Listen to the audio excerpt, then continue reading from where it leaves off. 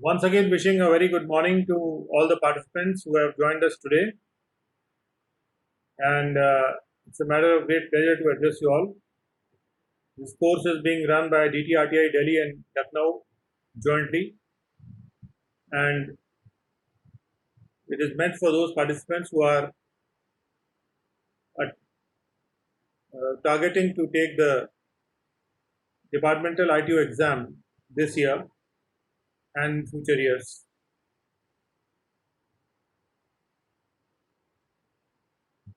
Now, we are dealing with salaries. Now, salary income is one of the salary head is one of the head of income, as you saw, defined as one of the heads of income in section 14. Salaries, yeah, we can say with a S in plural.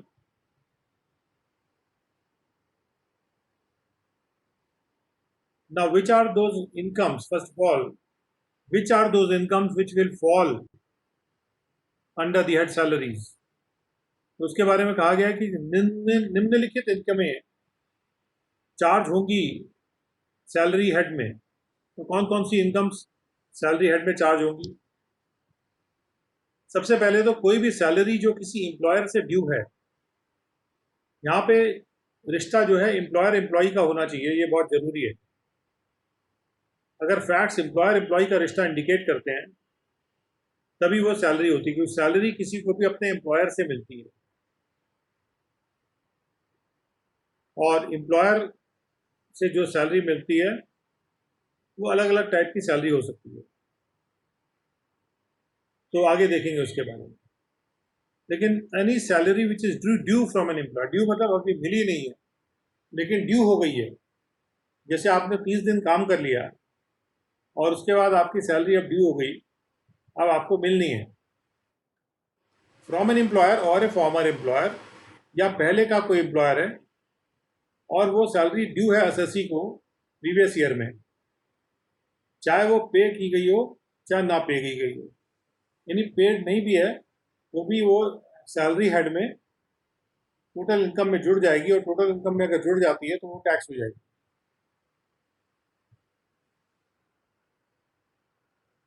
15B ये कहता है कि any salary which is paid or allowed to him in the previous year, जो उसको पे हो गई है या अलाउ कर दी गई है किसी एम्प्लॉयर के द्वारा या एम्प्लॉयर की तरफ से किसी के द्वारा। कई बार एम्प्लॉयर ने किसी को कह दिया भाई इनको दे देना इतने पैसे, या किसी फॉर्मर एम्प्लॉयर से पेड या अलाउड हो गई, हालांकि वो ड्यू नहीं भी हुई थी, यानी अभी काम आपने नहीं किया और एक तरह से आपको पहले एडवांस में सैलरी अलाउ हो गई, और before it became due to him, या ड्यू होने से पहले ही उसको मिल गई है। ड्यू नहीं थी लेकिन अलाउ कर दी गई, ड्यू नहीं थी लेकिन पे कर दी गई, या ड्यू होने से पहले ही पे या अलाउ कर दी गई, तो वो सैलरी भी सैलरी हेड में जुड़ जाएगी और टैक्स हो जाएगी। कोई भी सैलरी का एरियर है जो पहले नहीं पे हुआ था, एरियर यानी कि जो बच जाती है सैलरी, पे होने से बच गई, किसी भी कारण से पे नहीं हुई और बाद में ये तय हुआ अरे ये रह गया पे होना, उसको पे क्या करना है। जैसे डीए का जो ऑर्डर आता है वो जब ऑर्डर पहले पता नहीं होता है, लेकिन डीए का ऑर्डर कई बार जब से वो लागू है उस दिन के बाद ही आता है। तो जब वो डीए का ऑर्डर आता है तो वो पिछले डेट से लागू रहता है, तो यानी कुछ एरियर बन जाता है, सैलरी तो डिस्ट्रीब्यूट हो गई होती है उस मंथ के लिए, लेकिन पे भी हो गई होती है, लेकिन क्या है कि उसमें डीए की राशि सही नहीं होती क्योंकि वो उसका डीए का ऑर्डर बाद में आया होता है, इसलिए वो एरियर्स के रूप में दिया जाता है। Any arrears of salary paid or allowed to him in the previous year by or on behalf of the employer or a former employer, if not charge to income tax for any earlier previous year, अगर वो किसी पिछले previous year के लिए income tax के लिए charge नहीं हुई, तो ऐसे केस में जो एरियर्स हैं सैलरी के जो उसको पे किए जा रहे हैं वो उस साल में भी टैक्स हो सकते हैं जिस साल में वो पे किए जा रहे हैं, या उस साल में टैक्स हो जाएंगे, बशर्ते ये कि वो पहले चार्ज नहीं हुए हों। अगर पहले चार्ज हो गए थे, मान ली ड्यू बेसिस पे चार्ज हो गए थे, तो फिर अब दोबारा चार्ज नहीं होता। कोई भी इनकम जो है 2 बार टैक्स के लिए चार्ज नहीं होगी। ये एक मूलभूत सिद्धांत है। अब आते हैं एक्सप्लेनेशन 1 पर। एक्सप्लेनेशन 1 ये कहता है कि जब भी कोई सैलरी एडवांस में पे की जाती है,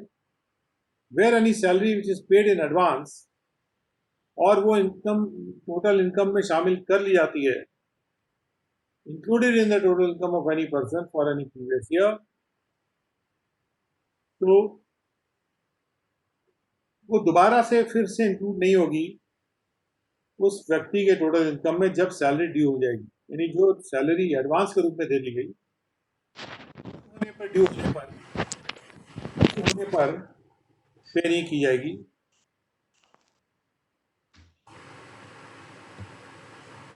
सॉरी, ड्यू होने पर चार्ज नहीं की जाएगी टैक्स के पर्पज से। You have to remember that very clearly.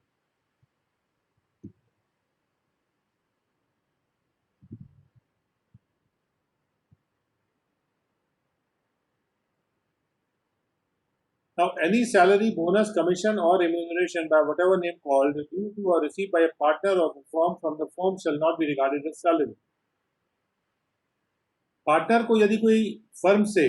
जो जो पार्टनर किसी फर्म में पार्टनर है, चाहे वो पार्टनरशिप फर्म हो या फिर लिमिटेड लायबिलिटी पार्टनरशिप फर्म हो, और उससे अगर उसको कोई सैलरी, बोनस, कमीशन या रिम्यूनरेशन मिलता है, तो वो सैलरी नहीं माना जाएगा, क्योंकि उसको बिजनेस इनकम के रूप में टैक्स किया जाता है। ये हम बिजनेस एंड प्रोफेशन के सेक्शन में देखेंगे। फर्म की सैलरी को भी बिजनेस एंड प्रोफेशन के अंतर्गत टैक्स किया जाता है। जो शेयर ऑफ प्रॉफिट्स पार्टनर को मिल रहा है, क्योंकि शेयर ऑफ प्रॉफिट्स पे अलग से दोबारा से टैक्स नहीं किया जाता, उनके शेयर ऑफ प्रॉफिट्स को फर्म के साथ ही टैक्स कर लिया जाता है, क्योंकि अपने शेयर कमाने के लिए ही वो फर्म में काम कर रहे थे, और जैसे ही फर्म में इनकम होती है वो उनका शेयर अपने आप ही ड्यू हो जाता है।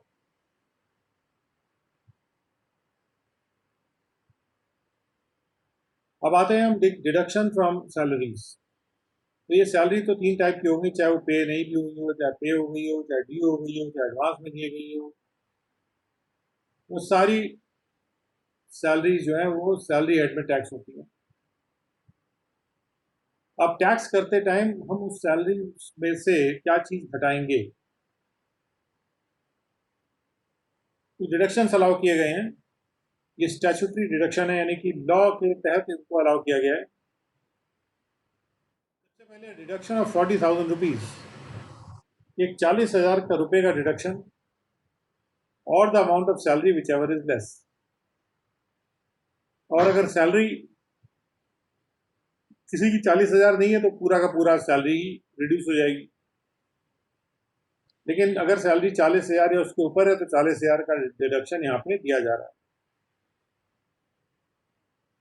दूसरी बात यह कि deduction in respect of any allowance in the nature of an entertainment allowance, एक ऐसा डिडक्शन भी रिड्यूस किया जाएगा जो कि एंटरटेनमेंट अलाउंस के नेचर में होगा, जो कि स्पेसिफिकली ग्रांट किया जा रहा है एम्प्लॉयर के द्वारा टू द एसएससी, उसके एम्प्लॉयर के द्वारा एसएससी को दिया जा रहा है। Who is in receipt of A salary, जो सैलरी प्राप्त कर रहा है फ्रॉम द गवर्नमेंट, सरकार से, सरकारी जो मुलाजिम है या सरकार से जो भी व्यक्ति सैलरी प्राप्त कर रहा है, और उसको अगर एंटरटेनमेंट अलाउंस के नेचर में कोई स्पेसिफिक ग्रांट दी जा रही है, तो उस केस में sum equal to 1/5 of his salary exclusive of any allowance, benefit और अदर पर्पसेस। जो सैलरी है केवल, उसमें से सारे अलाउंस, बेनिफिट या पर्पसेस वगैरह हटा दे, तो सैलरी का 1/5 है, यानी बेसिक सैलरी का 1/5 है,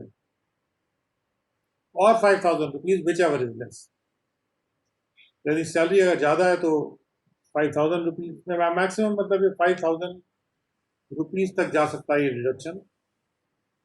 और एंटरटेनमेंट अलाउंस के रिस्पेक्ट में दिया जा रहा है, जो कि खास तौर पे ग्रांट किया जाता है किसी भी एसएससी को by his employer who is in receipt of his salary from the government. तो ये दूसरा डिडक्शन हुआ जो 5,000 तक मैक्सिमम हो सकता है। और उसके बाद deduction of any sum paid by the assessee on account of a tax on employment. और अगर एसएससी कोई एम्प्लॉयमेंट टैक्स दे रहा है हमारे संविधान के धारा 276 के उपधारा 2 के तहत, और जो टैक्स लेविएबल है किसी भी लॉ के तहत, उस टैक्स को भी घटाया जा सकता है सैलरी इनकम से, क्योंकि ये टैक्स एक एम्प्लॉयमेंट पर लगाया हुआ टैक्स है।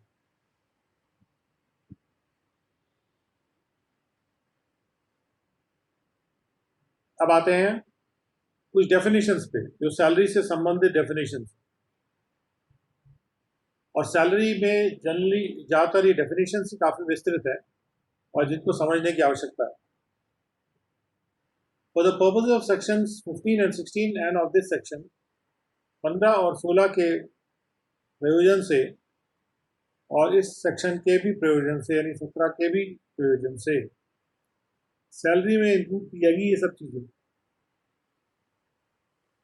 सबसे पहले सैलरी में आएगा वेजेस। वेजेस का मतलब मजदूरी। जो भी मेहनत करने के लिए मेहनताना मिलता है उसको कहते हैं वेजेस। उसके बाद एनी एन्युटी और पेंशन, कोई भी किसी को सालाना दी गई राशि एन्युटी या कोई पेंशन जो रिटायरमेंट के बाद दी जाती है। कोई भी ग्रेचुटी, ये भी सैलरी हेड में आती है।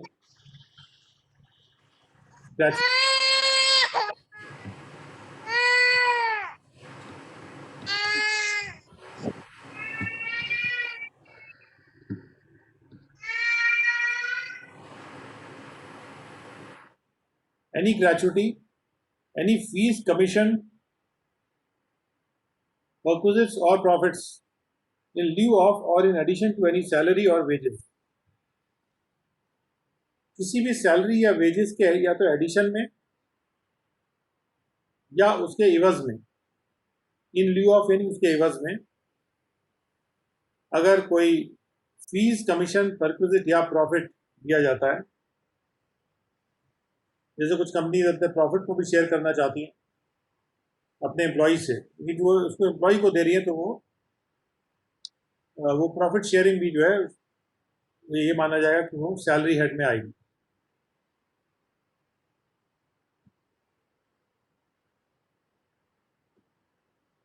उसके बाद any advance of the salary. अभी हम परक्विजिट पे आते हैं, बिकॉज परक्विजिट अलग से डिफाइन किया गया है। कमीशन का मतलब है किसी ने कंपनी की मदद करी और कंपनी ने अपने एम्प्लॉय को कुछ कमीशन दे दिया। कमीशन वर्ड से आप लोग सब वाकिफ हैं। कोई भी कार्य कराने के लिए, कार्य कमिट कराने के लिए जो भी पैसा दे दिया जाता है किसी भी एम्प्लॉय को या किसी को, वो है commission. Any advance of salary,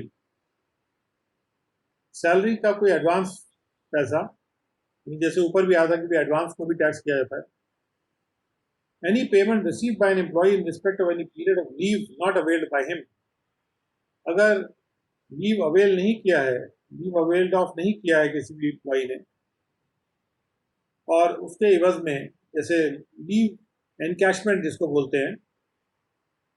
उसके एवज में उसको कुछ पैसा दिया जा रहा है, तो वो पेमेंट भी सैलरी हेड में टैक्स होता है, या वो सैलरी हेड में जाके फिर वो टोटल इनकम में जुड़ेगा, इस तरह कहना चाहिए। Any payment which is received by an employee, कोई भी पेमेंट जो कि कोई भी एम्प्लॉय रिसीव करता है इन respect of any period of leave not availed of by him. किस रिस्पेक्ट में? कोई भी पीरियड ऑफ लीव जो उसने अवेल ऑफ नहीं किया था, ये हो गया लीव एनकैशमेंट। उसके बाद आया था 6 में the annual accretion to the balance of the credit of the employee. Accretion मतलब साल में जो बढ़ोतरी होती है, जो बढ़त होती है, जो बढ़त की राशि, वार्षिक बढ़त की राशि एम्प्लॉय के क्रेडिट में जो बैलेंस है उसमें जो एम्प्लॉय भाग ले रहा है, पार्टिसिपेट कर रहा है एक रिकॉग्नाइज्ड प्रोविडेंट फंड, यानी एम्प्लॉय रिकॉग्नाइज्ड प्रोविडेंट फंड में भाग ले रहा है और उस फंड में भाग लेते हुए उसका जो बैलेंस है, उसका जो बैलेंस राशि है उसके क्रेडिट में,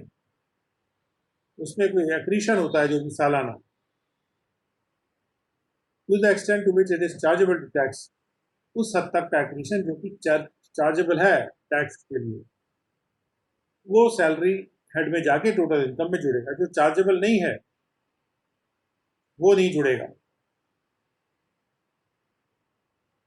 So the annual accretion to the balance of the credit of an employee participating in a recognized provident fund to the extent to which it is chargeable to tax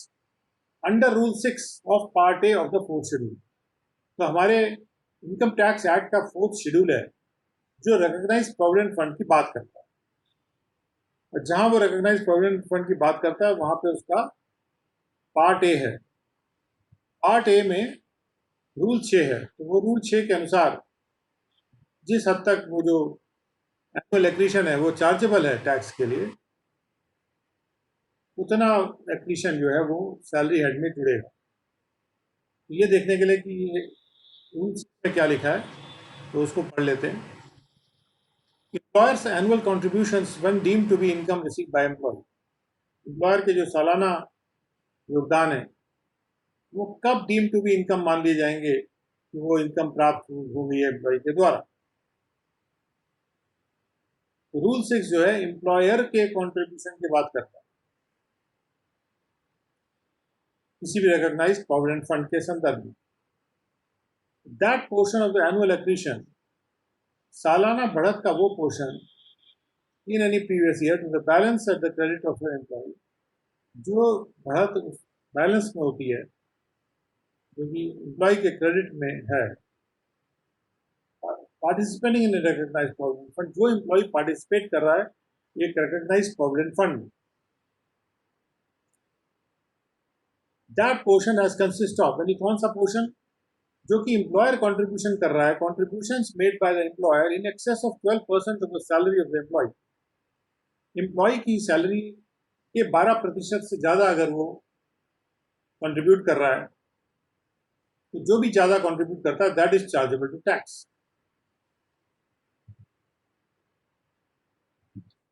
और उसके अलावा the interest which is credited on the balance to the credit of the employee, और जो भी interest वो credit कर रहा है एम्प्लॉय के लिए, in so far as it is allowed at the rate exceeding such rate, जहां तक कि वो इंटरेस्ट ऐसे रेट से ज्यादा रेट पे अलाउ किया गया है जो कि सेंट्रल गवर्नमेंट ने फिक्स किया हुआ है in this behalf by notification in the official gazette. Official gazette में नोटिफाई करके अगर सेंट्रल गवर्नमेंट ने जो भी इंटरेस्ट का रेट फिक्स किया हुआ है उस रेट से अगर ज्यादा रेट पे इंटरेस्ट दिया जाता है तो जितना भी ज्यादा रेट पे दिया जा रहा है वो चार्जेबल हो जाएगा टैक्स के लिए। यानी जो कंट्रीब्यूशन 12% ऑफ सैलरी से ज्यादा का, या जो इंटरेस्ट है जो कि सरकार के द्वारा प्रेस्क्राइब रेट से ज्यादा है अगर, तो ये सब चीजें चार्जेबल हो जाएंगी और इसलिए वो तब टोटल इनकम में जुड़ेंगी, वैसे नहीं जुड़ेंगी। And they shall be deemed to have been received, और ये मान दिया जाएगा कि उसको प्राप्त भी कर लिया गया है एसएससी के द्वारा या एम्प्लॉय के द्वारा इन दैट प्रीवियस ईयर, उसी प्रीवियस ईयर में, and shall be included in his total income, और उसकी टोटल इनकम में जोड़ दिया जाएगा फॉर दैट प्रीवियस ईयर, उस प्रीवियस ईयर के लिए, and shall be liable to income tax, और उस पर इनकम टैक्स देना जरूरी हो जाएगा। उसके बाद सैलरी में और क्या चीज़ें आती हैं,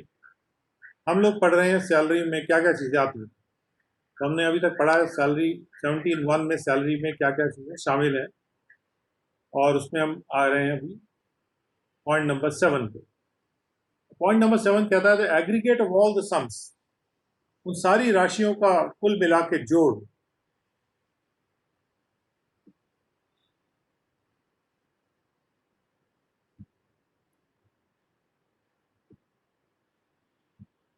इन सारी राशियों का जो कुल मिला के जोड़ है, वो जो जोड़ है वो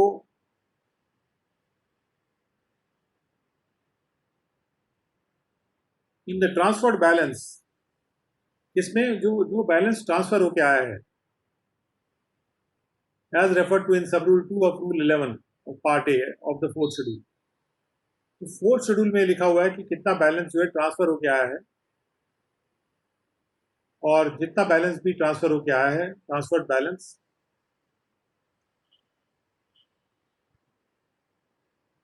उसके उसके सारे सम्स का सारा एग्रीगेट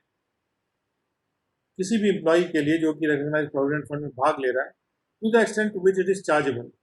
और जहां तक कि वो चार्जेबल हो। तो ये देखते हैं कि जो ट्रांसफर्ड बैलेंस है उसके एग्रीगेट का कितना पोर्शन चार्जेबल हो सकता है।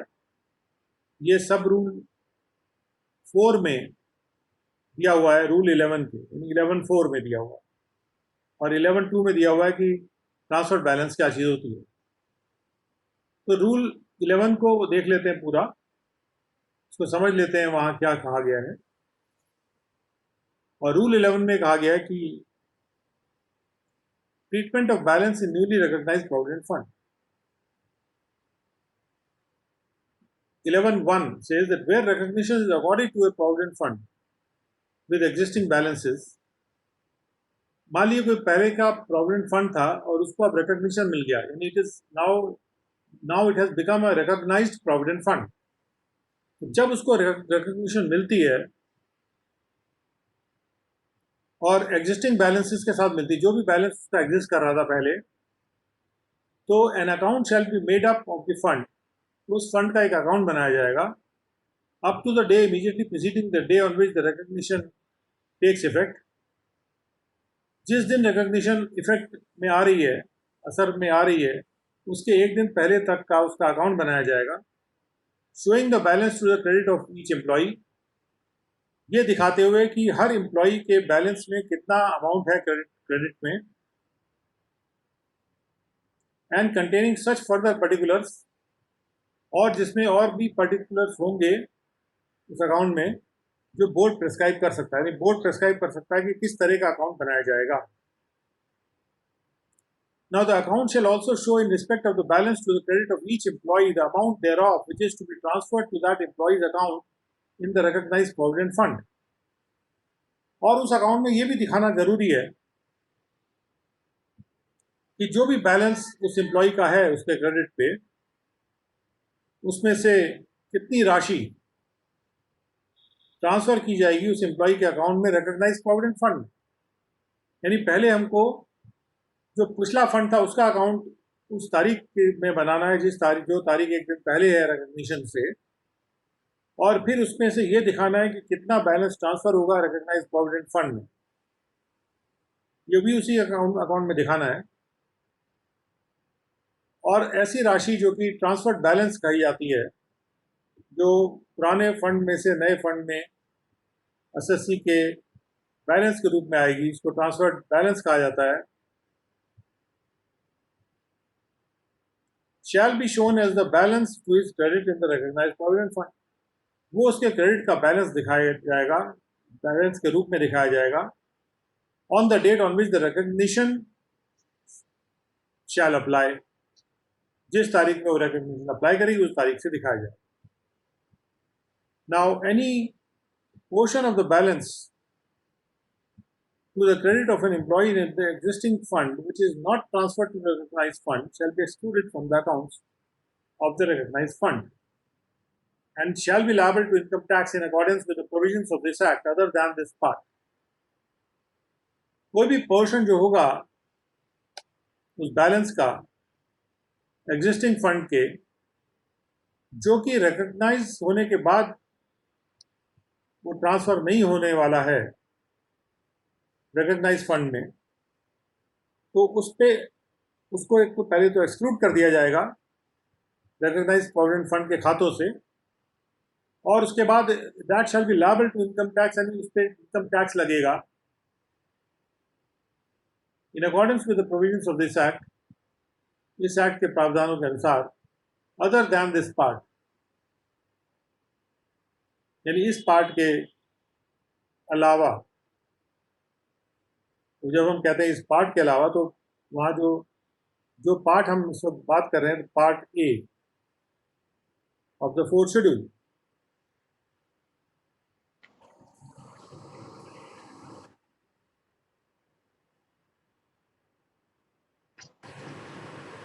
तो इस पार्ट के अलावा जो प्रोविजंस हैं इनकम टैक्स एक्ट के, उसके तहत वो जो अमाउंट है, वो जो राशि टैक्स हो जाएगी, जो जो ट्रांसफर नहीं हो रही है recognised provident fund.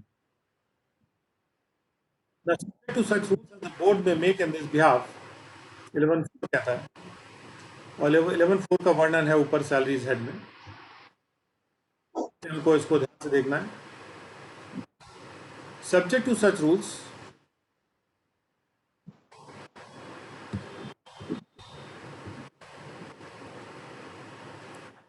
as the board may make in this behalf, the assessing officer shall make a calculation of the aggregate of all the sums comprised in the transfer balance which would have been liable to income tax if this part had been in from the date of the institution of the fund, without regard to any tax which may have been paid on any sum. तो क्या करना है assessing officer को? Assessing officer को एक aggregate करना है, मतलब जोड़ना है सारे सम्स, सारी राशियों को जो कि उस ट्रांसफर बैलेंस में आ रही है, जो जिसमें इनकम टैक्स देना पड़ जाता अगर ये part, if this part had been in force from the date of the, which would have been liable to income tax if this part had been in force from the date of the institution of the fund, जब से वो fund था तब से अगर ये part भी force में होता, तो जो राशि टैक्स हो जाती, without regard to any tax which may have been paid, उसको ध्यान में न रख के जो भी टैक्स पे हो चुका हो अगर उस राशि पे, and such aggregate, if any, shall be deemed to be income received by the employee in the previous year, और उस राशि को deemed to be income received by the employee in the previous year मान लिया जाएगा, in which the recognition of the fund takes effect, जिसमें वो deemed to be income मानी जाएगी जो कि रिसीव हो गई है एम्प्लॉई के द्वारा जिस ईयर में वो फंड ने इफेक्ट में आया, फंड इफेक्ट में आया था, and shall be included in the employee's total income, और एम्प्लॉई की टोटल इनकम में जोड़ दी जाएगी फॉर दैट प्रीवियस ईयर, उस प्रीवियस ईयर के लिए, and for the purpose of assessment the remainder of the transfer balance, और इसके अलावा जो बाकी का ट्रांसफर बैलेंस है उसको डिसरिगार्ड कर दिया जाएगा, मतलब उस पर ध्यान नहीं दिया जाएगा, यानी कि उस पर कोई टैक्स नहीं दिया जाएगा, but no other exemption or relief by way of refund or otherwise shall be granted in respect of any sum comprised in such transfer balance, और इसके अलावा कोई भी रिलीफ या रिफंड उस ट्रांसफर बैलेंस के संदर्भ में नहीं दिया जाएगा। यानी जो राशियां ट्रांसफर बैलेंस में कंप्राइज हो रही थी, ट्रांसफर बैलेंस कौन सा बैलेंस है? जो कि ट्रांसफर हो रहा है एसएससी के अकाउंट में। अब जो ट्रांसफर नहीं हुआ उस पर तो टैक्स ले ही लिया गया, जो ट्रांसफर हो गया उस पर यह देखा गया कि उनमें से कौन सी राशियां ऐसी हैं जिस पे इनकम टैक्स लग जाता अगर ये पार्ट ए पहले फोर्स में होता, यानी पार्ट ए पहले भी अगर फोर्स में होता तो भी लग जाता अगर, तो उनको भी टैक्स कर लिया जाएगा, और कोई एग्जाम्पशन वगैरह नहीं दिया जाएगा। Provided that in the cases of serious accounting difficulty, और लेकिन जहाँ सीरियस अकाउंटिंग की मुश्किल हो जाए तो प्रिंसिपल सीसीआईटी और द सीसीआईटी और द पीसीआईटी और द सीआईटी ऐसे रूल्स के अधीन एक समरी कैलकुलेशन कर सकते हैं। Summary calculation back of the hand एक छोटा मोटा कैलकुलेशन कर सकते हैं ऐसे एग्रीगेट अमाउंट का, जिस पे वो टैक्स दे हो जाता अगर वो ये पार्ट ए अगर बनाना होता जब भी वो फंड पहले था, यानी पार्ट ए तो बाद में आया, पहले फंड पहले से था, तो अगर फंड पहले से था तो उसके पहले की राशियां ऐसी रही होंगी जो कि टैक्स हो सकती थी, तो उन पे टैक्स उसी साल में ले लिया जाएगा। and nothing in this rule shall affect the rights of the persons administering an unrecognized fund or dealing with it or with the balance to the credit of any individual employee before recognition is accorded in any manner which may be lawful. तो जो persons administer कर रहे थे unrecognised provident fund को, उनके अगर कोई अधिकार थे पहले से, उनके अधिकारों का कोई भी हनन नहीं होगा और उनके अधिकार वैसे ही बने रहेंगे जैसे वो पहले बने हुए थे किसी भी अनरिकग्नाइज्ड प्रोविडेंट फंड के सिलसिले में, या जो डील कर रहे थे ऐसे पर्सन जो या तो एडमिनिस्टर कर रहे थे या उससे डील कर रहे थे किसी भी तरीके से, उनके जो भी अधिकार थे या उस बैलेंस से डील कर रहे थे जो क्रेडिट पे था इंडिविजुअल के रिकग्निशन से पहले, किसी भी लॉफुल तरीके से अगर डील कर रहे थे, अनलॉफुल तरीके से डील करेंगे तो डेफिनेटली उनको कॉन्सिक्वेंसेस बेयर करने होंगे, लेकिन अगर वो लॉफुल तरीके से डील कर रहे थे then there are no consequences as such. और उसके बाद जो पॉइंट नंबर 8 है कि कोई भी कंट्रीब्यूशन जो सेंट्रल गवर्नमेंट के द्वारा किया जाता है या किसी भी एम्प्लॉयर के द्वारा किया जाता है in the previous year to the account of an employee under a pension scheme, अगर पेंशन स्कीम में कंट्रीब्यूशन किया जा रहा है प्रोविडेंट फंड में नहीं, तो जैसी पेंशन स्कीम का रेफरेंस सेक्शन 80 CCD में है जहां पर वो पेंशन स्कीम का रेफरेंस किया गया जो कि नेशनल पेंशन स्कीम के भी नाम से मशहूर है, तो उसमें कोई भी अगर कंट्रीब्यूशन सेंट्रल गवर्नमेंट करती है तो that will be also first it will be added to the income of the assessee, और अगर उसके बाद कोई डिडक्शंस दिए जाते हैं तो उसके बाद डिडक्शन उसमें दिए जाएंगे। Now what is perquisite? We come to perquisite. Perquisite is very very important क्योंकि सैलरी, जब हमने सैलरी को डिफाइन किया था, जब हमने कहा था कि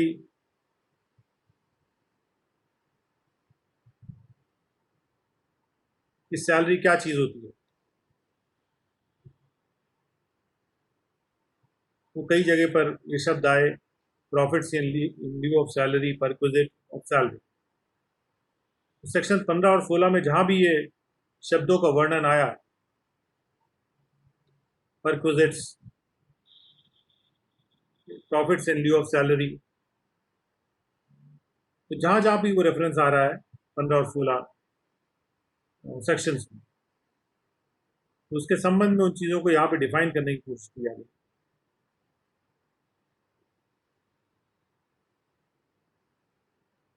so for the purpose of section 15 and 16, 15 और 16 के पर्पज से सैलरी को डिफाइन किया जा रहा है।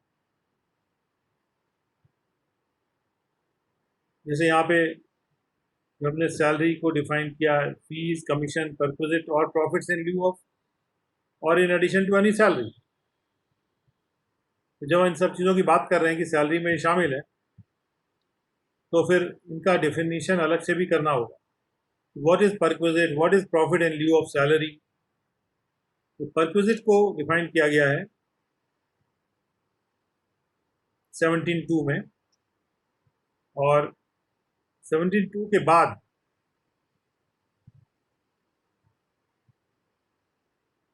तो काफ़ी ये डिटेल्ड मतलब जो डेफिनेशन है या परक्विजिट को डिफाइन किया जा रहा है। उसके बाद 17(3) में profits in lieu of salary को डिफाइन किया गया।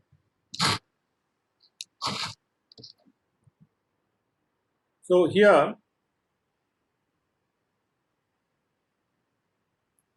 we start with perquisites.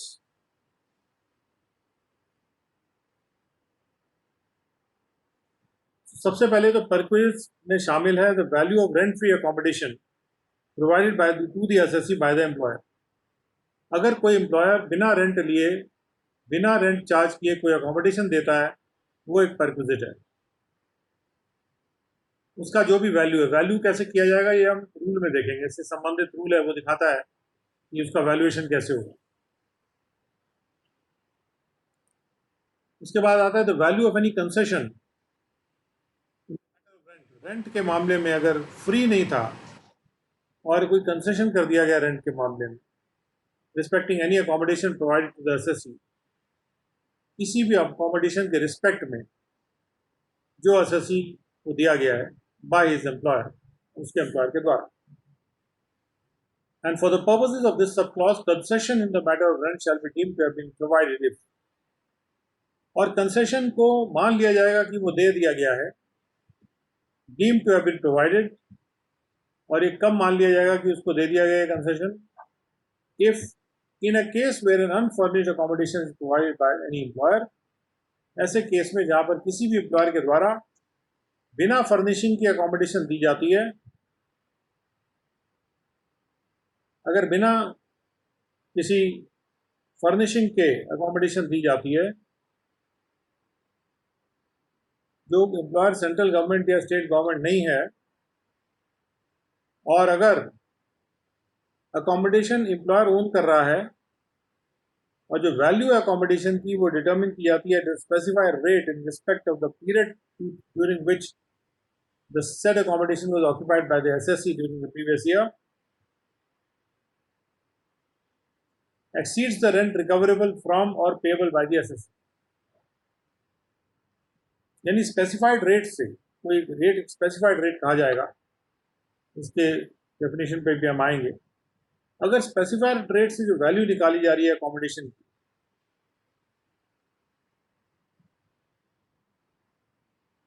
यानी कि स्पेसिफाइड रेट वो रेट है जिस रेट से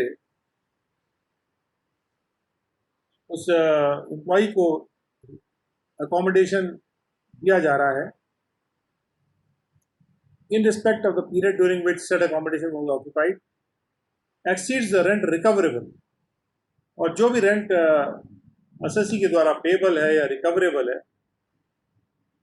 यानी जो भी वो दे रहा है, स्पेसिफाइड रेट अगर उससे ज़्यादा है, something is called specified rate, there is something called specified rate here,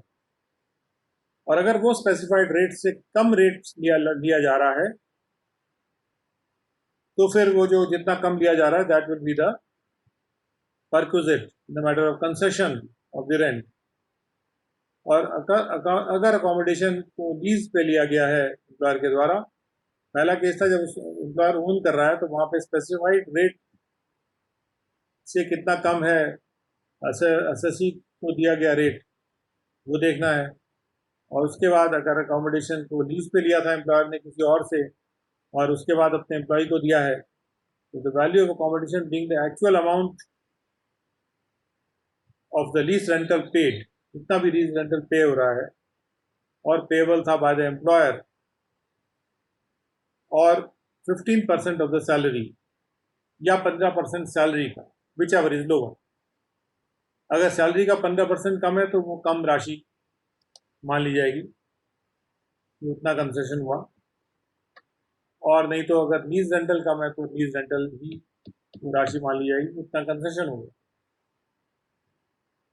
क्योंकि जितना पैसा एम्प्लॉयर दे रहा है बाहर उतना वो फिर अपने एम्प्लॉय से नहीं ले रहा. इन respect of the period during which said accommodation was occupied by the SSC during the previous year exceeds the rent recoverable or payable by the SSC. अगर वो लीज रेंटल जितना दे रहे हैं या फिर 15% सैलरी का जो भी लोअर है, अगर वो रेंट पेबल से ज़्यादा है तो जो भी डिफरेंस है that is the amount of the perquisite. और अगर कोई एक फर्निश्ड अकोमोडेशन है, ये तो था जहाँ पे एक अनफर्निश्ड अकोमोडेशन दी जा रही है,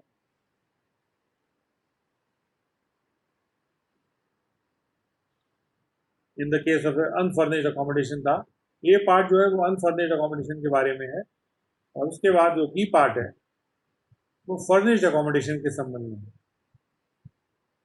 in a case where a furnished accommodation is provided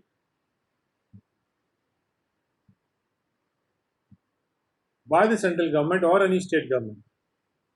the license fee determined by the central government or any state government in respect of the accommodation, जितनी भी लाइसेंस फी वो स्टेट गवर्नमेंट या central government determine करती है, तय करती है, इन accordance with the rules framed bye such government, जो भी रूल ऐसे गवर्नमेंट के द्वारा बनाए जाते हैं उसके अनुसार, as increased by the value of furniture and fixtures,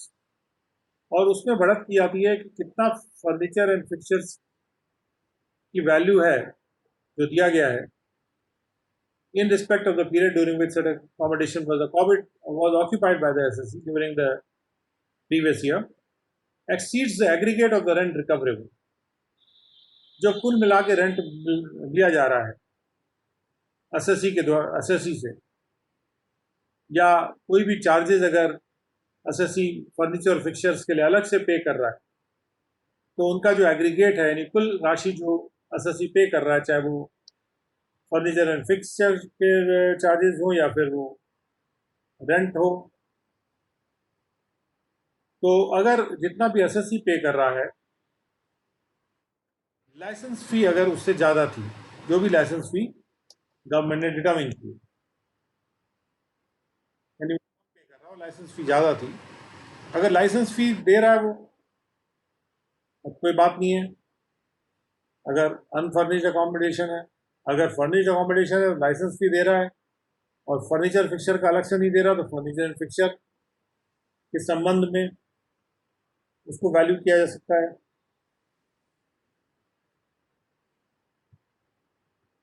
तो value of furniture and fixtures ली जा सकती है। तो फर्नीचर और फिक्सचर्स की जो वैल्यू है वो अलग से कैलकुलेट करनी पड़ सकती है असेसिंग ऑफिसर को यहाँ पे।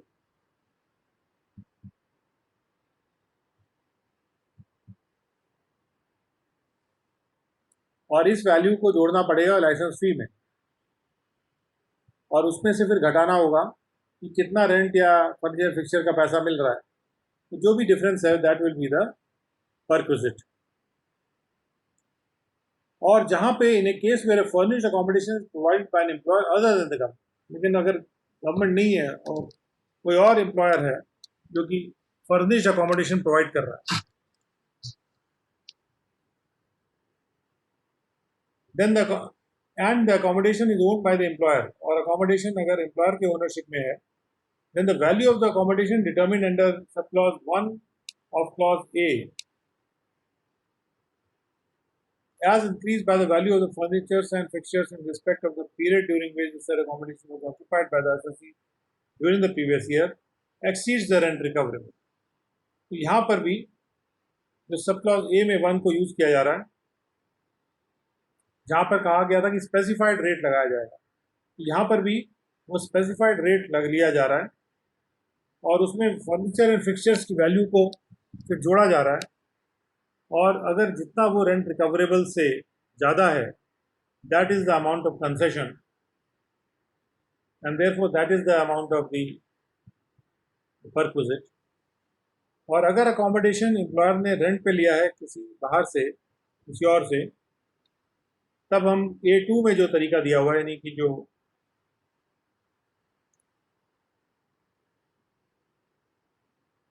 जो भी लीज रेंटल है या 15% of salary which ever is lower, वही तरीका इस्तेमाल किया जाएगा और कितना वो रेंट रिकवरेबल से ज़्यादा है, और उसमें value of furniture and fixture भी जोड़ा जाएगा, और उसके बाद रेंट रिकवरेबल से जितना कितना ज़्यादा है वो डिटरमिन किया जाएगा। और फिर ऐसे केस अगर है कि where accommodation is provided by the employer in a hotel, अगर एम्प्लॉयर होटल में प्रोवाइड कर रहा है accommodation, except where the SSCs provided such accommodation for a period not exceeding in aggregate 15 days on its transfer from one place to another, और जहाँ पर 15 दिन से ज़्यादा का इस तरह का प्रावधान नहीं है, इस तरह का एसएससी को प्रोविजन नहीं किया गया है इन एग्रीगेट 15 डेज, यानी इधर 2 दिन दे दिए, उधर 3 दिन दे दिए, 4 दिन दे दिए, ट्रांसफर के सिलसिले में कुल मिला के 15 दिन से ज़्यादा अगर होटल में नहीं रहा है वो, then the value of the accommodation determined at the rate of 24% of the salary, salary का 24% लिया जाएगा which was paid or payable for the previous year, or the actual charges paid or payable to such hotel, या hotel को जो दिया जा रहा है जो भी उसमें से कम हो, अगर होटल को जो दिया जा रहा है तो कम वाली राशि ली जाएगी अगर वो कम है, या फिर अगर 24% सैलरी का कम है तो 24% लिया जाएगा सैलरी का। For the period during which such accommodation is provided and if that exceeds the rent recoverable or payable by the assessor. अगर वो राशि रेंट रिकवरेबल से ज़्यादा है तो that much will be the perquisite for the assessor. और उसके बाद एक्सप्लेनेशन 2 आता है. एक्सप्लेनेशन 2 ये कहता है, for the purpose of this sub clause value of furniture and fixture. तो यहाँ आप समझा रहे हैं कि how do you value the furniture and fixture. shall be 10% per annum of the cost of the furniture. जो भी फर्नीचर की कॉस्ट है, उसमें कि फर्नीचर में television sets, radio sets, refrigerators and दूसरे household appliances, air conditioning plant or equipment or other similar appliances or gadgets. और अगर फर्नीचर है, if such furniture is hired from the third party, then actual hire charges payable for the same as reduced by any charges paid or payable for the same by the assessee during the previous year. या assessee खुद पे कर रहा है उस hard furniture के लिए कुछ, तो उसको माइनस करके जो भी हार्ड चार्जेस हैं जो कि एम्प्लॉयर अपने हाथ पे ले रहा है, और 10% of the cost of the furniture, या तो फर्नीचर की कॉस्ट का 10% लिया जाएगा. तो उस तरह से value of furniture and fixture निकाली जाएगी. और सैलरी वर्ड को जो डिफाइन करने वाली बात है, तो for the purpose of this sub clause salary includes the pay, allowances, bonus और commission payable monthly or otherwise, or any monetary payment by whatever name called from one or more employers as the case may be. But salary does not include the following. वो सारे allowances, bonus और commission तो include हैं सारे, लेकिन ये वाले allowances include नहीं है सैलरी में. जो जब हम कहते हैं 24% ऑफ सैलरी, मतलब तो क्या इंक्लूड नहीं हो रहा है उसमें. सबसे पहले तो डियरनेस अलाउंस या डियरनेस पे, unless it enters into the computation of the superannuation or retirement benefits of the employee concerned. जब तक वो डियरनेस अलाउंस रिटायरमेंट बेनिफिट पे ना दिया जा रहा हो, तब तक डियरनेस अलाउंस इस कैलकुलेशन में शामिल नहीं होगा. उसके बाद क्या और शामिल नहीं होगा सैलरी में, जो एम्प्लॉयर का कॉन्ट्रीब्यूशन है प्रोविडेंट फंड के तरफ एम्प्लॉई के, वो भी यहाँ पर जो सैलरी की डेफिनेशन में शामिल नहीं होगा. मतलब इस पर्टिकुलर क्लॉज के पर्पज से, दैट मीन जहाँ हम उसका 1% ले रहे हैं परक्विजिट निकालने के लिए. उसके बाद ऐसे अलाउंसेस जो कि टैक्स पेमेंट से पहले से ही एग्जेम्प्ट हैं, वो भी अलाउ नहीं होंगे. उसके बाद ऐसे परक्विजिट्स की वैल्यू जो कि all the perquisites which are specified in this clause, जो परक्विजिट्स को स्पेसिफाई किया, तो परक्विजिट्स को अलग रखना है, उस पर वो परसेंटेज कैलकुलेट नहीं होगा. Any payment or expenditure specifically excluded under the proviso to this clause. और इस क्लॉज के जो प्रोवाइजो हैं, उस प्रोवाइजो के अंतर्गत अगर कोई भी चीज़ एग्जेम्प्ट होती है तो वो भी इंक्लूड नहीं होगा, क्योंकि वो ऑलरेडी एक्सक्लूड कर दी गई है. कोई भी एक्सपेंडिचर जो एम्प्लॉयर ने किया एम्प्लॉई के लिए, लेकिन वो एक्सक्लूड कर दिया गया, तो इसलिए वो भी इंक्लूड नहीं होगा सैलरी की डेफिनेशन में, इस परसेंटेज को कैलकुलेट करने के लिए. Now explanation 4 says that for the purpose of this subclause, the word specified rate आया था, कहाँ 2 जगह आया है कि specified rate पे कैलकुलेट किया जाएगा. The specified rate shall be 15% of the salary, और सैलरी की डेफिनेशन फिर से वही है जो कि एक्सप्लेनेशन 3 में दी हुई है. 15% of the salary in cities having population exceeding 25 lakhs. Jin city में पॉपुलेशन 25 लाख से ज़्यादा है 2001 के सेंसस के हिसाब से, वहाँ पर स्पेसिफाइड रेट 15% है सैलरी का. और जहाँ पे वो 10 लाख से ज़्यादा है लेकिन 25 से ज़्यादा नहीं है एज पर 2001 सेंसस, तो वहाँ पे 10% of the salary will be taken as specified rate. और किसी और जगह पे 7.5% ऑफ सैलरी को स्पेसिफाइड रेट माना जाएगा. और इसी तरह से हम जो चर्चा चल रही है, 4 एक्सप्लेनेशन हमने पढ़े हैं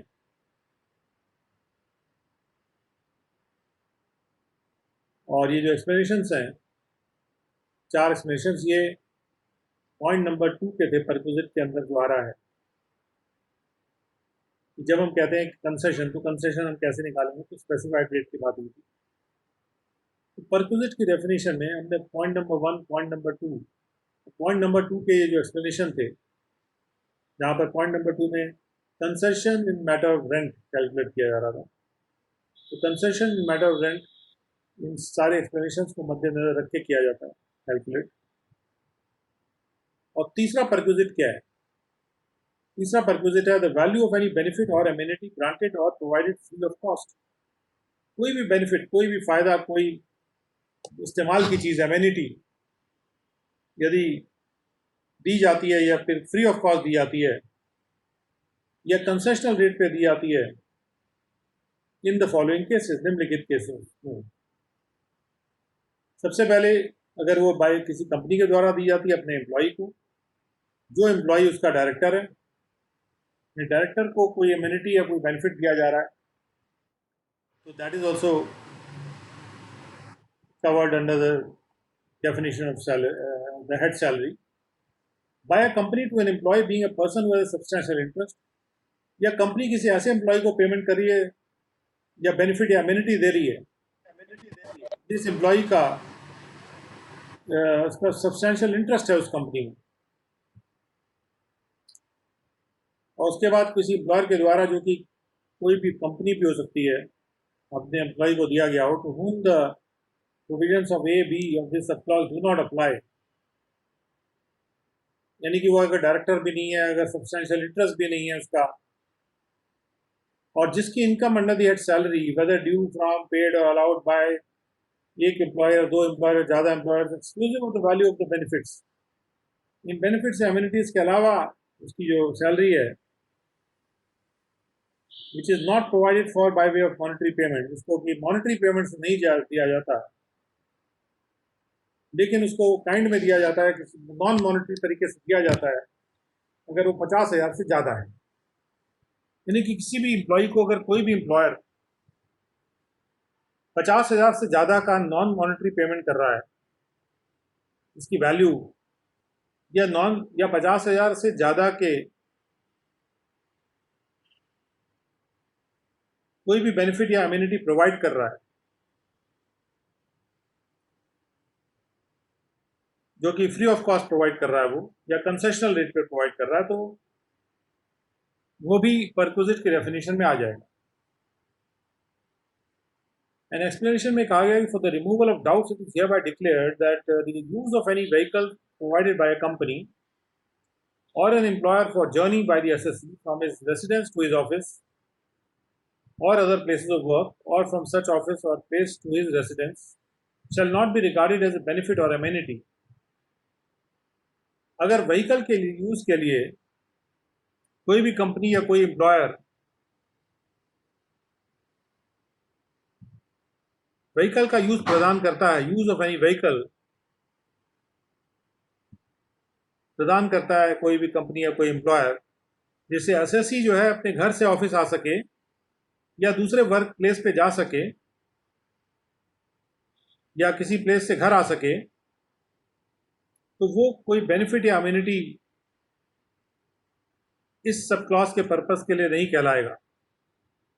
यानी व्हीकल का प्रोविजन कोई बेनिफिट या अम्यूनिटी नहीं है, चाहे वो घर के लिए भी दिया जा रहा हो या वर्क प्लेस में यूज करने के लिए भी दिया जा रहा हो, तो it is not a big thing, it is not a, it may be a big thing, sorry, but it is not a benefit or amenity for the purpose of this subclause, यानी वो फिर perquisite की परिभाषा में नहीं आएगा। और फिर चौथा पॉइंट है परक्विजिट का कि any sum paid by the employer in respect of any obligation which but for such payment would have been payable by the assessee, कोई भी राशि अगर किसी एम्प्लॉयर के द्वारा दी जाती है किसी भी दायित्व के रिस्पेक्ट में, जो ऐसे पेमेंट के अलावा एसएससी के द्वारा किया गया होता, अगर वैसे ना किया गया होता, यानी कि अगर एम्प्लॉयर उसको ना देता तो फिर एसएससी को देना पड़ता है। यानी एसएससी के बिहाफ पे अगर कोई पेमेंट एम्प्लॉयर कर रहा है तो वो भी उसके परक्विजिट में जुड़ेगा। any sum payable by the employer, point number 5 perquisite में, any sum which is payable by the employer whether directly or through a fund, किसी भी एम्प्लॉयर के द्वारा पे किया हुआ राशि, चाहे वो किसी फंड के थ्रू दी गई हो या फिर किसी फंड के थ्रू नहीं दिया गया हो, other than the recognized provident fund or an approved superannuation fund or a depositing insurance fund established under the 3G of the Coal Mines Provident Fund and the Miscellaneous Provisions Act 1948, or as the case may be Section 6C of the Employees Provident Fund and Miscellaneous Provisions Act. अगर इन funds के अलावा अगर कोई payment employer के द्वारा किया जाता है एक लाइफ इंश्योरेंस के लिए, effect and assurance on the life, किसी लाइफ के एश्योरेंस को असरदार करने के लिए, यानी कि इंश्योरेंस पॉलिसी लेने के लिए, असेसी के लिए, और टू इफेक्ट अ कॉन्ट्रैक्ट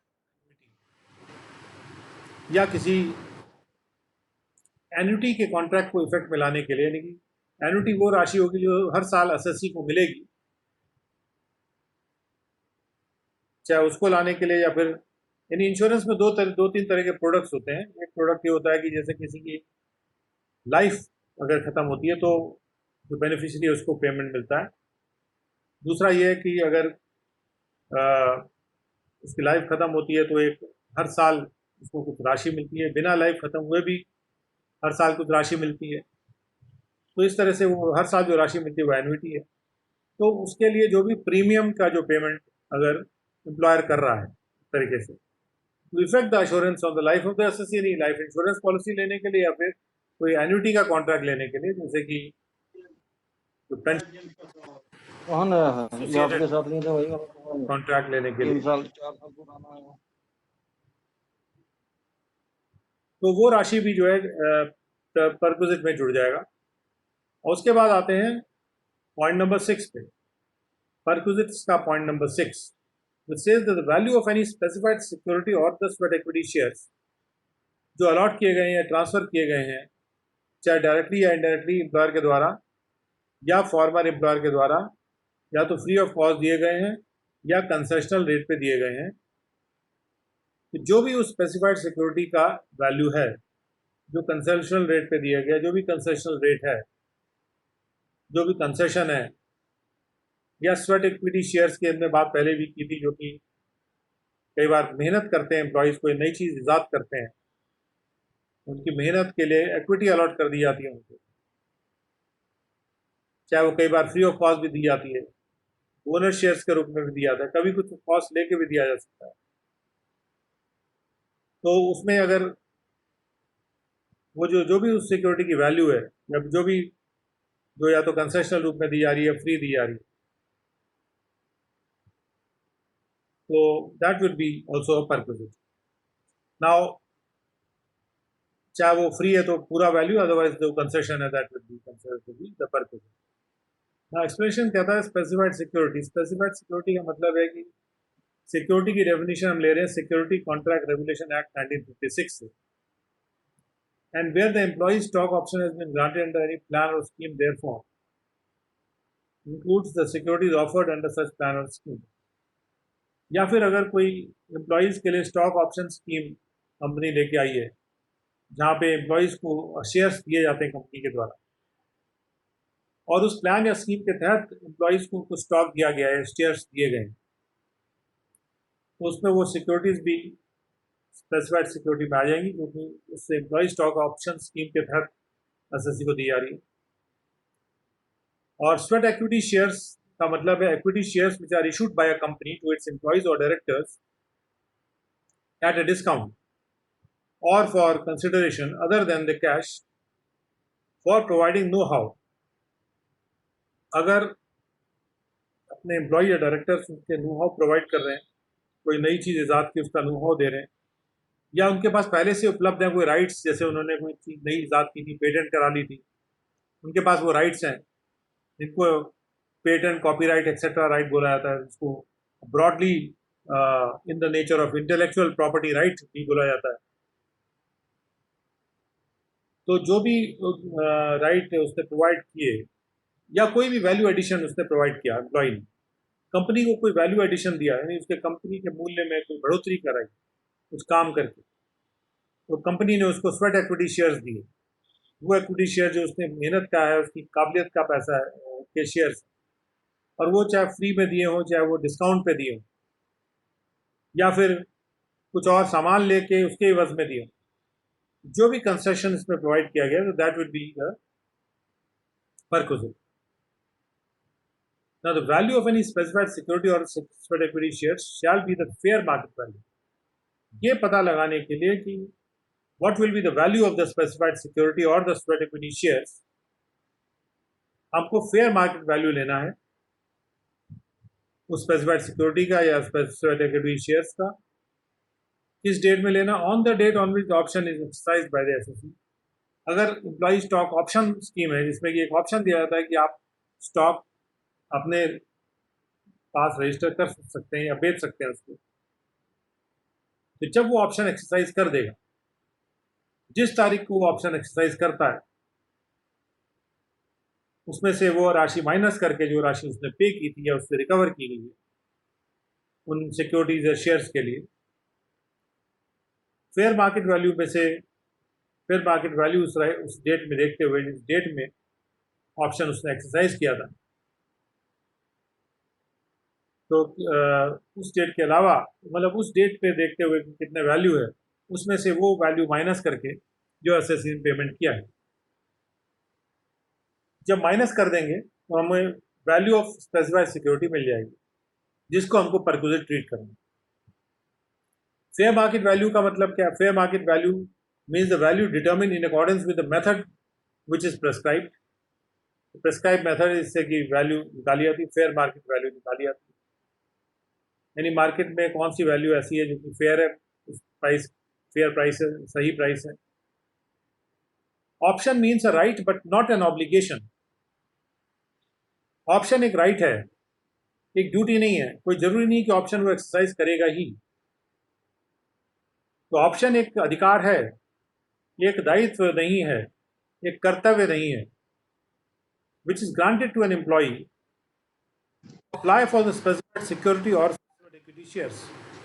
कि वो अप्लाई कर सकता है उन specified equity shares के लिए determined प्राइस। प्राइस पहले से तय है, यानी पहले से तय प्राइस पे वो अपने नाम पे सिक्योरिटी ट्रांसफर ले सकता है। तो ये एक ऑप्शन उसके पास रहता है। और उसके बाद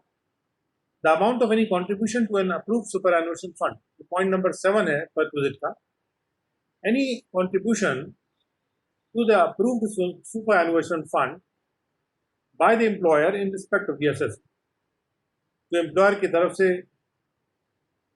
कंट्रीब्यूशन किया जाता है अप्रूव सुपरएनुएशन फंड में,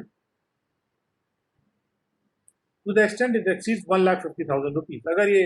1.5 लाख से ज़्यादा है तो 1.5 लाख से ज़्यादा की राशि जो है जो कंट्रीब्यूट कर रहा है employer, that will also be treated as the perquisite and charged to tax. And point number 8 says that value of any other fringe benefit as may be prescribed. और भी कोई अगर फ्रिंज बेनिफिट है, fringes जो होते हैं उसको, जैसे कोई किसी कपड़े के कोने को फ्रिंज बोला जाता है, जो मार्जिन होती है। और भी कोई भी जो छोटे मोटे बेनिफिट या एमिनिटी हैं, और इनको डिफाइन भी किया गया, which are the fringe benefits or amenities जो कि प्रेस्क्राइब किए गए हैं। सो कौन सी चीज़ें फ्रिंज बेनिफिट में नहीं आएंगी उनको खास तौर पे इसमें रखा गया कि provided that nothing in this clause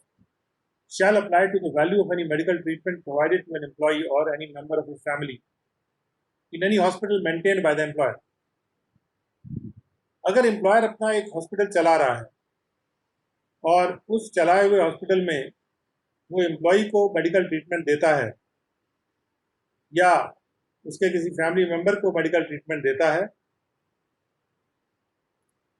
उसका जो वैल्यू है मेडिकल ट्रीटमेंट का वो फ्रिंज बेनिफिट या एमिनिटी में नहीं आएगा।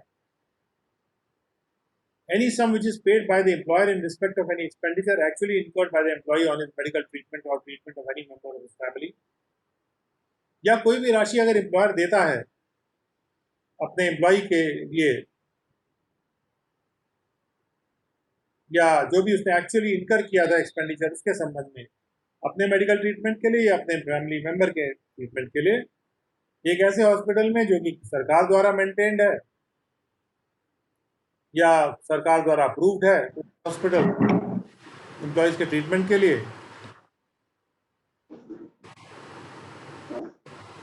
और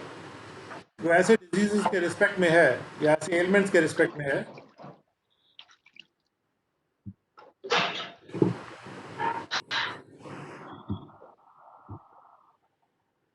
जो कि प्रेस्क्राइब डिजीज है, एलिमेंट्स बीमारियां, किसी भी हॉस्पिटल में जो कि अप्रूव किया जाए प्रिंसिपल सीसीआईटी द्वारा या सीसीआईटी के द्वारा, प्रेस्क्राइब, यानी कि जो एक्सपेंडिचर इस तरह से किया जा रहा है जो इस प्रोवाइजो के अंतर्गत है, वो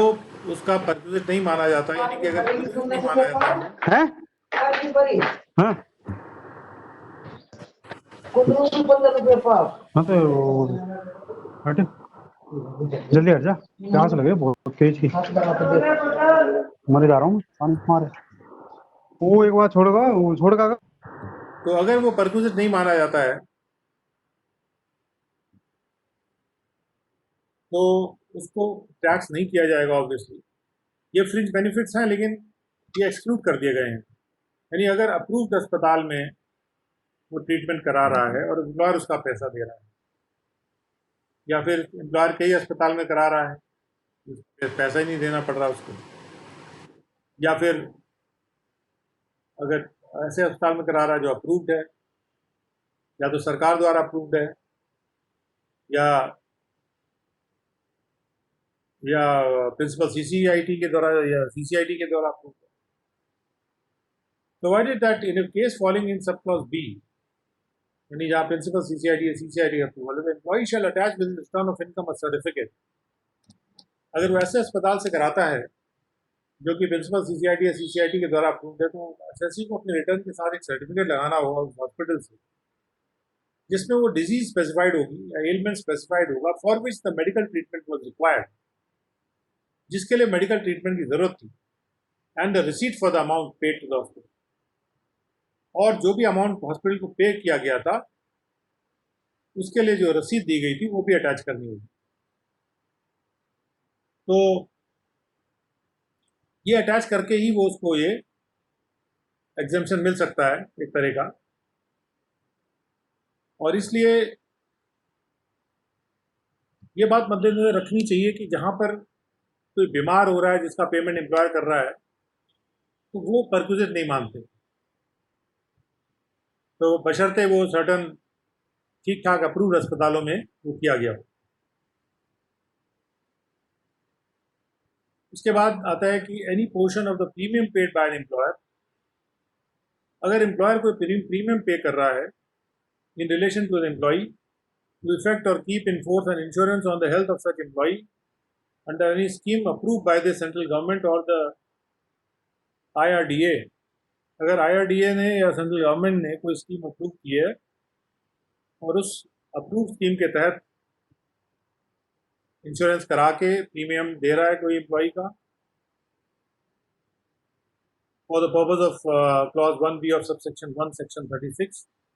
सेक्शन 36 में certain expenditures are allowed to, तो एम्प्लॉयर कोई अगर अप्रूव्ड एक्सपेंडिचर कर रहा है जो 36(1) में भी अलाउड है एज डिडक्शन, और वो गवर्नमेंट या insurance regulatory development authority IRDA की स्कीम के तहत वो प्रीमियम का पेमेंट कर रहा है, तो that is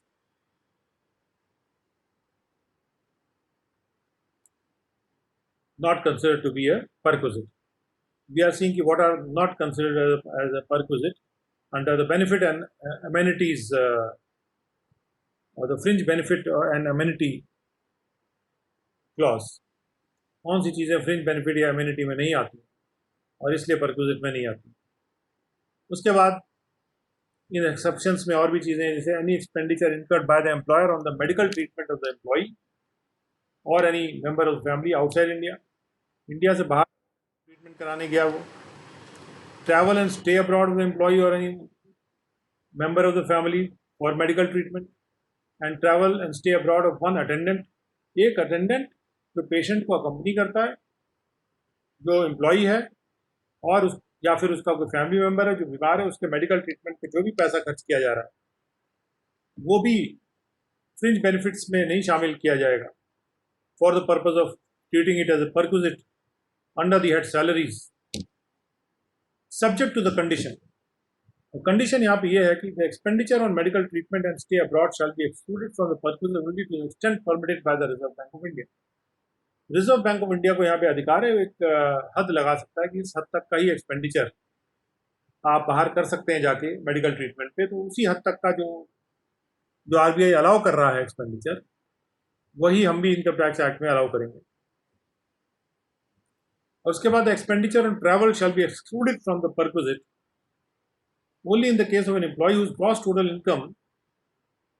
as computed before including therein the said expenditure does not exceed 2 lakh rupees. जो हम यहाँ कह रहे हैं ना कि ट्रैवल एंड स्टे अब्रॉड, तो जो भी खर्चा ट्रैवल पे किया जा रहा है वो तभी एक्सक्लूड होगा परक्विजिट में से जहाँ पे जो ग्रॉस टोटल इनकम है ये वाला एक्सपेंडिचर को इंक्लूड ना करके, वो 2 लाख से अगर ज़्यादा नहीं है तो, यानी 2 लाख से अगर कम है या 2 लाख तक का अगर टोटल इनकम है तो वो जो एक्सपेंडिचर है वो इंक्लूड कर लिया जाएगा. नहीं तो जहाँ ज़्यादा किसी की इनकम है ऑलरेडी, तो उसके केस में एक्सपेंडिचर को फिर टैक्स कर लिया जाएगा. Expenditure on travel tax. Any sum paid by the employer. Point number 7 exceptions का जो है from the fringe benefits. Another exception from fringe benefit is that any sum which is paid by the employer in respect of any expenditure actually incurred by the employee for any of the purposes specified in clause 6, subject to the conditions specified in or under that clause. कोई भी सम जो कि clause 6 के तहत employer they रहा है, जो भी एम्प्लॉई ने खर्चा कर दिया था उसको पेमेंट करते हुए, और अगर एम्प्लॉय खर्चा कर देता है उसका पेमेंट एम्प्लॉयर कर रहा है, तो कंडीशंस हैं. कंडीशंस ये हैं, जो भी ऊपर कंडीशंस हैं उसी कंडीशंस के तहत, यानी खर्चा अगर एम्प्लॉय भी कर देता तो भी ये आ सकता है, बशर्ते ये provided further that for the assessment year beginning on 2002, यानी 2002 से एक शर्त लगा दी गई है कि nothing contain in this clause shall apply to any employee whose income under that salary exclusive of the value of all the perquisites. अगर सारे परक्विजिट हटा दिए जाएं तो जो income under the head salary है, जो वो सारे परक्विजिट हटा दिए जाएं which are not provided for by way of monetary payment, इनको पैसे के रूप में नहीं प्रोवाइड किया गया, अगर उनकी वैल्यू को हटा दिया जाए, तब जो वैल्यू को हटाने के बाद यहाँ पर जो पैसे के रूप में पेमेंट किया जाएगा वो वैल्यू नहीं हटा रहे, उन परक्विजिट्स की वैल्यू को हटाया जा रहा है, exclusive of value of all the perquisites which are not provided for by way of monetary payment, जिनको पैसे के रूप में प्रोवाइड नहीं किया जा रहा, वो राशि घटाने के बाद अगर सैलरी 1 लाख से ज़्यादा नहीं है,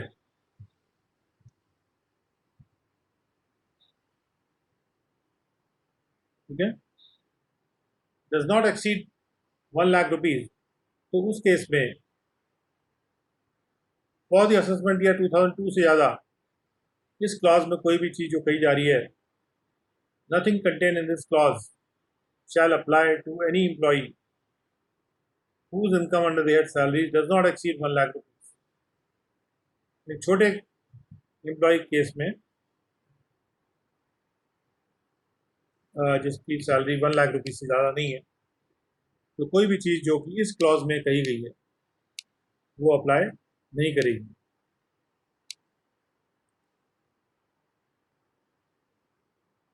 कहने मतलब कि कोई भी उसके फ्रिंज बेनिफिट से बाहर किया हुआ है.